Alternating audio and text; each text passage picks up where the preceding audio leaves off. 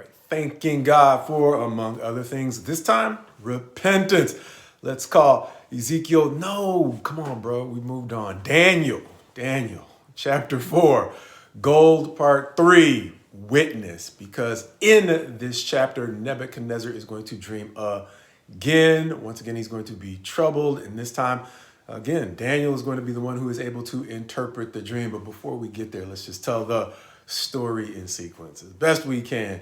Understanding that, as we mentioned, Nebuchadnezzar is going to start this off by saying a letter to all, making it seem as though he is recounting this story, opening it up to what would seem to be all mankind or all those under his influence, which as we get through the story is going to seem to be pretty much the entire world, as he is going to say it seemed good to him to do something we call today, at least in some churches, to testify as to what God now means to him. He is going to then get into the story. I was at ease in my kingdom on a time or at a night when I dreamed. And once again, he dreamed a dream that troubled him and moved him to call in the wise men who he told his dream, a marked departure from chapter 2, where he didn't even trust them enough to tell them the dream. He said, look, y'all have been lying to me long enough that I want you to tell me the dream if, as we mentioned, you are really connected to some otherworldly thing that allows you to interpret. And so now he is telling them the dream,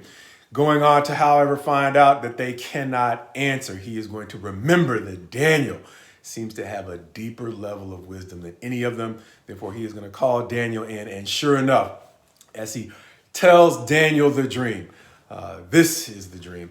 A tree, it's large enough to be seen over pretty much the entire world. That's the place where we started saying that. It seems that he now has influence over the entire world. It's a tree that is going to have grown not only visible, but strong, providing food and shelter. So it's not simply menacing, it is providing for those under its care. However, the tree is cut down, apportioned out, but its root system is spared. A dream that is going to seemingly trouble Daniel, as Nebuchadnezzar is going to encourage him. Do not be troubled about the dream or its interpretation, which precedes Daniel going ahead and breaking the news to Nebuchadnezzar that the tree is him. And as he goes through each of the interpretations, he gets to a silver lining. That root system that has been preserved is the hope that is left for you. But there's a greater hope still, King Nebuchadnezzar, if you can practice righteousness and show mercy to those who are oppressed. You may be able to either have your days prolonged, and that's literally the only hope that I think he specifically gives, but possibly, maybe, if God shows additional mercy, avoid having to have that root system be all that's left altogether. But ultimately, roughly a year later, after the dream and its interpretation, what was promised or prophesied to happen to King Nebuchadnezzar is actually going to happen. In the famous passage that says, let me slow down. That as the words were in his mouth, is this not great Babylon that I have made?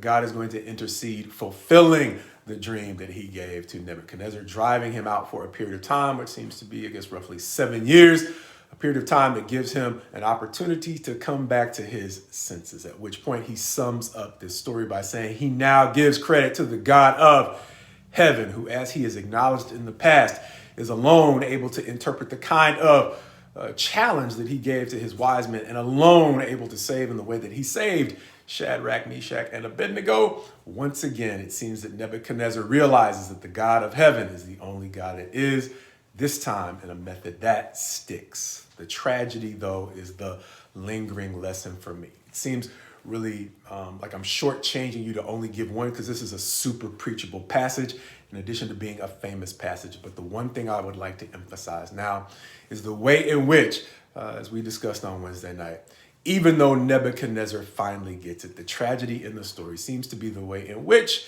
the example or the witness that he provided for his kids, or the example he set for his kids, allowed them to witness a life that did not allow them to listen to him for some reason after he began to give witness of God's true glory.